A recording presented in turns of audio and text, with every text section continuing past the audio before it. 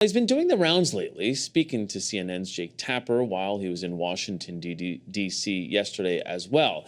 He's been pushing back against President Trump's prodding that Canada should become the 51st state, while also making the case that Canadian goods should not be subject to punishing tariffs from the United States. So is that message punching through? Let's bring back the front bench. Jeremy Guillot, Melanie Paradis, and Gurritin Singh. Jeremy, 10 days until inauguration, as we sit right now, do you think that this media offensive is actually working, though? Well, one strategy is certainly to go around Canadian media, because let's not forget that those are the first interviews he's giving since Chrystia Freeland has resigned. I would have loved to see the Prime Minister giving those interviews way before, but he had on hands his trouble within his own party. So now that's out of the way, we are seeing the Prime Minister going in the U.S., talking directly to Americans and giving them warning. Your gas, your grocery, your energy, your Harley Davidsons, your bourbon are going to be more expensive because of Donald Trump. He also warned that Canada would not do the carpet strategy. They are getting ready, and he knows that by talking directly to Americans, not only he talked to Americans, but he also talked to Donald Trump. I'm not quite sure that Donald Trump is listening to us right now talking about the tariff, but certainly his team has listened to those interviews on CNN. And I think it was about time for Justin Trudeau to get out in the media. Doug Ford has done it a lot. Although what he did was good for Canada, I think it's time for us to see who's Team Canada's captain. And that needs to be the Prime Minister, notwithstanding his status or notwithstanding how he's dealing with internal issues within his party.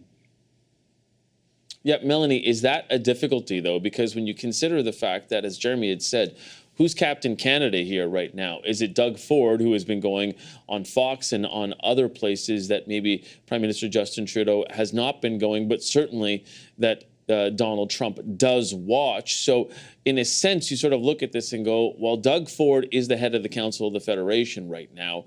Who's the one that's actually the thin edge of the wedge here?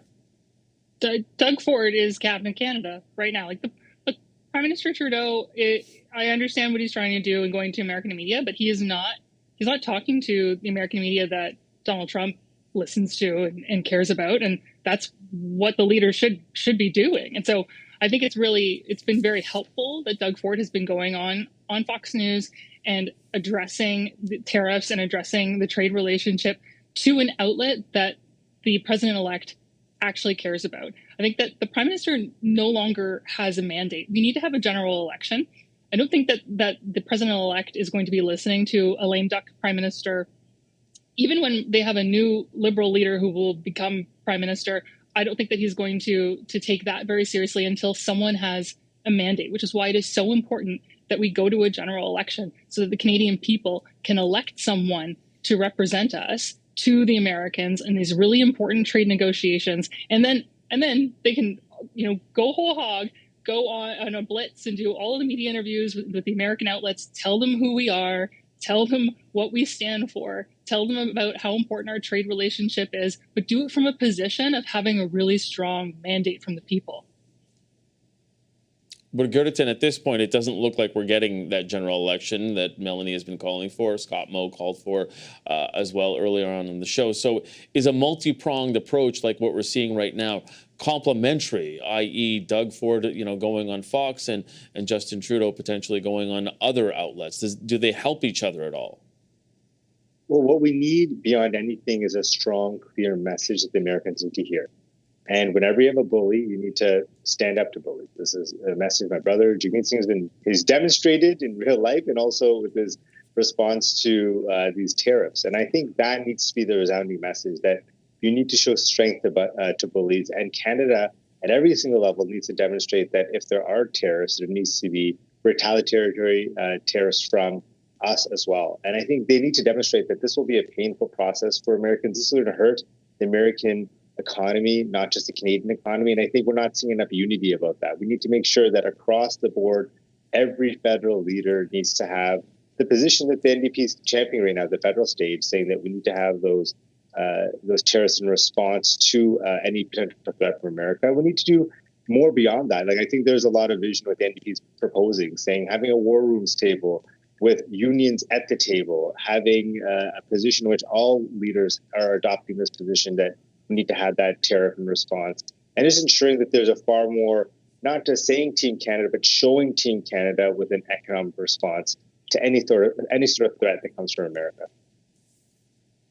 What do you think about that, Jeremy? Do you think that they are united at all? Or is it difficult, especially when you consider that there has been this sort of leak? I mean, CTV News learning earlier this week that, a number of things are on the list: ceramics, including toilets and sinks, U.S. steel, Florida orange juice, and that really is a nod to that adopted home state of Donald Trump. Do you think that that is a good operation as well? Is that a good plan to say, okay, look, we don't want to sort of reciprocate with tariffs, but if we do, here is a bit of a partial list and some of the things that we're considering, and it's not limited to that. Is that a better way to do it? Fight fire with fire, as opposed to this, and I'll use the French saying, la grande séduction, to go down there and say, well, look, you don't want this because it's actually going to cost more for you guys, and trying to help do the math for them.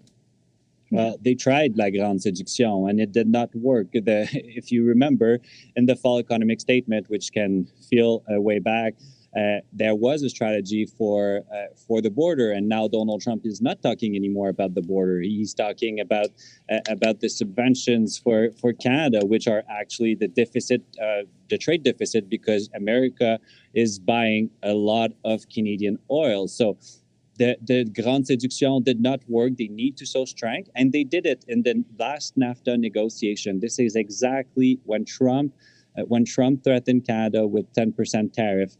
Canada retaliated with specific product, exactly like you mentioned. So this is, I agree, this is what they need to do now. At the moment, they need to answer with strength.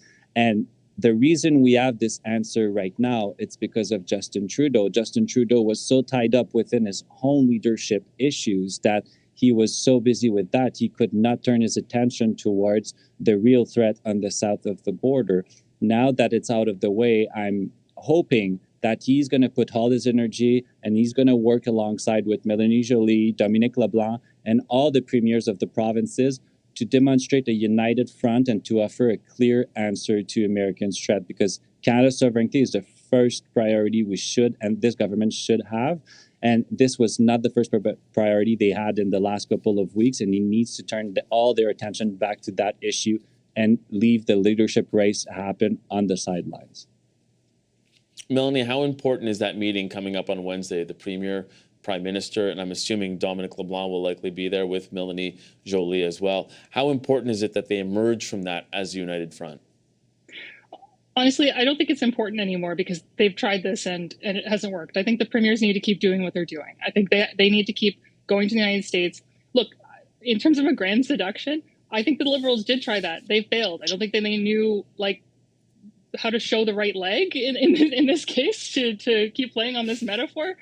And Doug Ford knows how to do that. He's presenting a vision he's calling it Fortress AmCan, and he's presenting a vision for what Canada and the United States can achieve when they work together, instead of playing this tit-for-tat game and trying to hurt each other's economy, when we can instead build each other's economies up, build each other's national security up, and work together collaboratively. I think that's a lot more seductive to all Canadians and Americans than what the Liberals have been proposing for months. So I think the premiers need to stay on the track that they're on of delivering the messages themselves. No one is going to defend and argue for their provinces better than they will. And the U.S. is not going to listen to this lame duck government federally, but there is a chance that they're going to listen to a really strong leader like Premier Doug Ford.